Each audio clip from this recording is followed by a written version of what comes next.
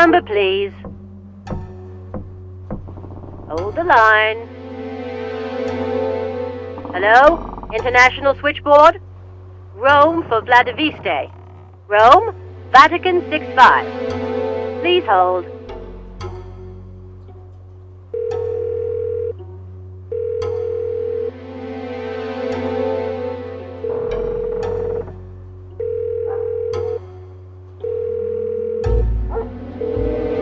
He's not in his office.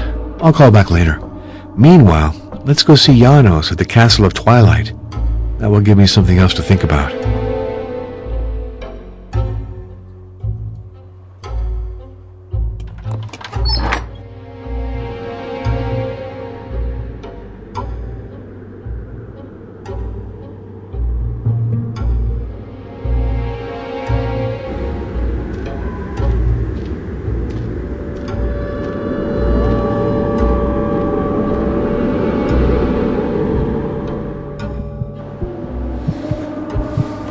According to what Janos told me, the crossroads of the Broken Oak ought to be here. I have to keep going straight to get up to the castle.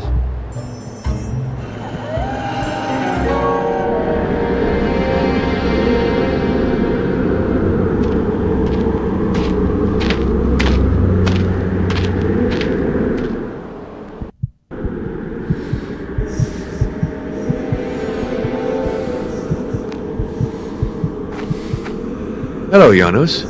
Welcome to the Castle of Twilight. These ruins are impressive, aren't they?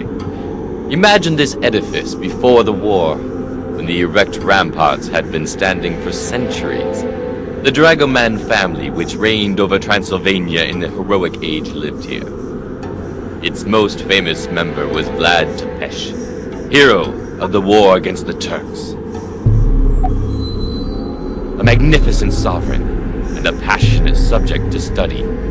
I think he's the greatest prince Transylvania ever had. No, the building is much older, but Vladoviste enlarged it by adding the outer walls.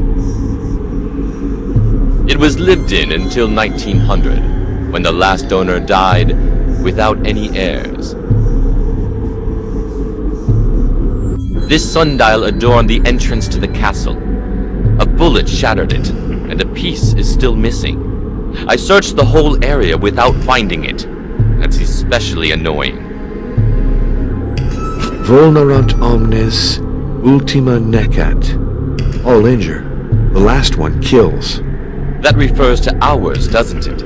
Yes, which gives us a rather gloomy picture of man's fate.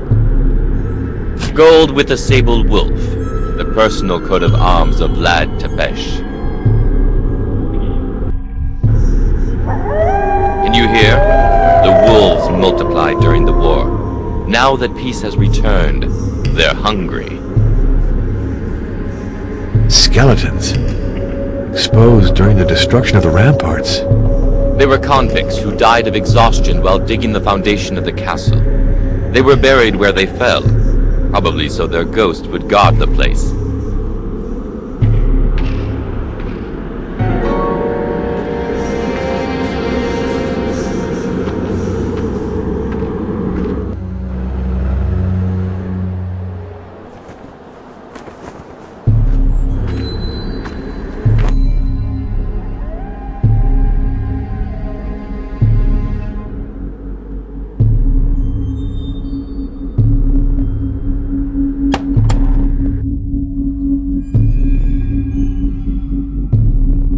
I can't borrow this without permission.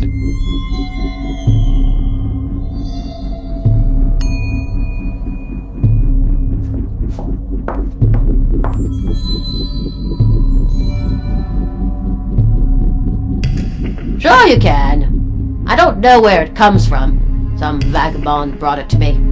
I gave him a meal in exchange for it. My way of being charitable, I guess.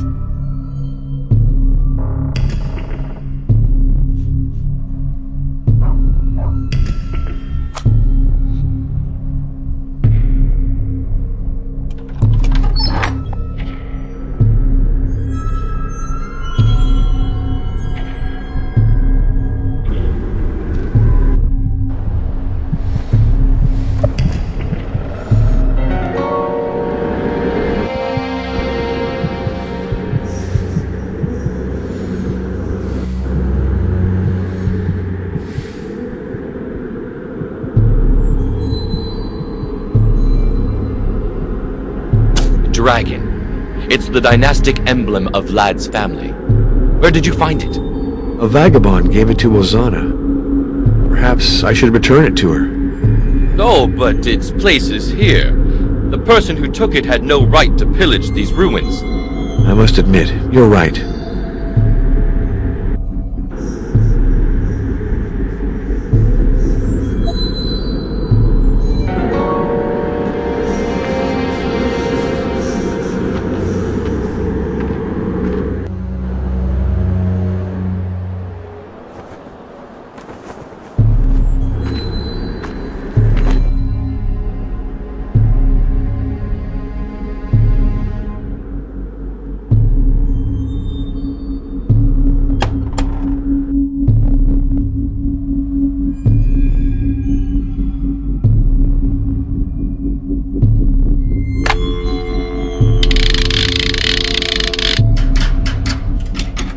Number, please. Please hold.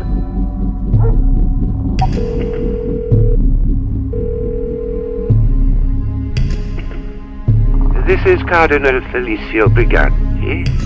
This is Father Arno Moriani, How is your investigation going? a journalist friend of Martha Caligaro, has a strange story to tell. He maintains she was assassinated by a dark power. What? And what do the police think? According to them, the reporter is a pathological liar, and Martha wasn't right in the head. As for me, I'm coming to more or less the same conclusions. I have proof that Martha believed in vampires and kept them away with the sacred host. How could that be? The file seemed so serious. What a disappointment. And as for those vampire stories, tell me, was the parish priest aware of this? Yes. And he did nothing? Said nothing? Well, that is... Don't tell me he took part in these magical rites. In fact, yes. Good heavens! And was he paid for that? I have no reason to think so. He seemed entirely disinterested and sincere to me. And he's very sick. Oh, rest assured that I don't want to incriminate him personally, but we have to react at once, or people will say the Catholic Church encourages superstition. Stay near your phone, please, Arno. I'll make 2 calls and get right back to you.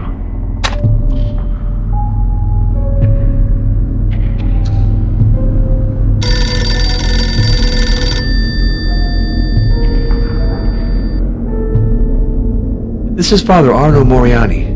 Arno, I've informed the Diocese of Albayula. They're stunned and say it's a setup. Are you sure about what you're putting forth?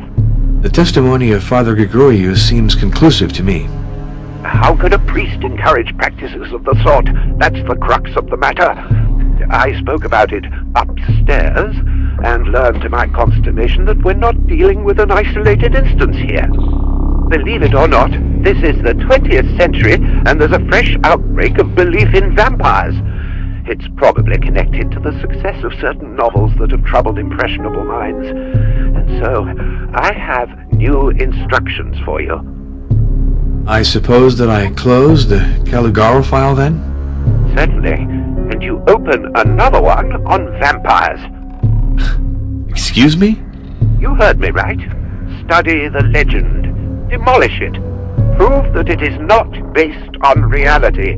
We'll give your report widespread distribution. Yes, but hasn't the Church already taken a position on the question? To be sure. Benedict XIV formally condemned belief in vampires, but that was 2 centuries ago. It's time to bring his message up to date. What exactly am I to do?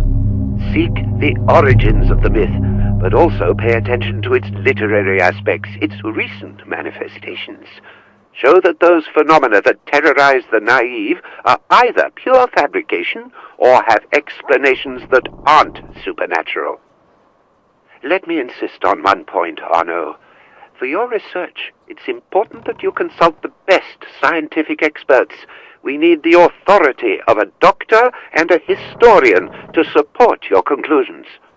Do you think that a rational discourse can vanquish superstition? I know the battle is never definitively won, but it must be fought. I hope the task doesn't seem too daunting for you. Not at all. You're entrusting me with an unexpected job, but a very interesting one. I'll get at it without delay. I'm counting on you.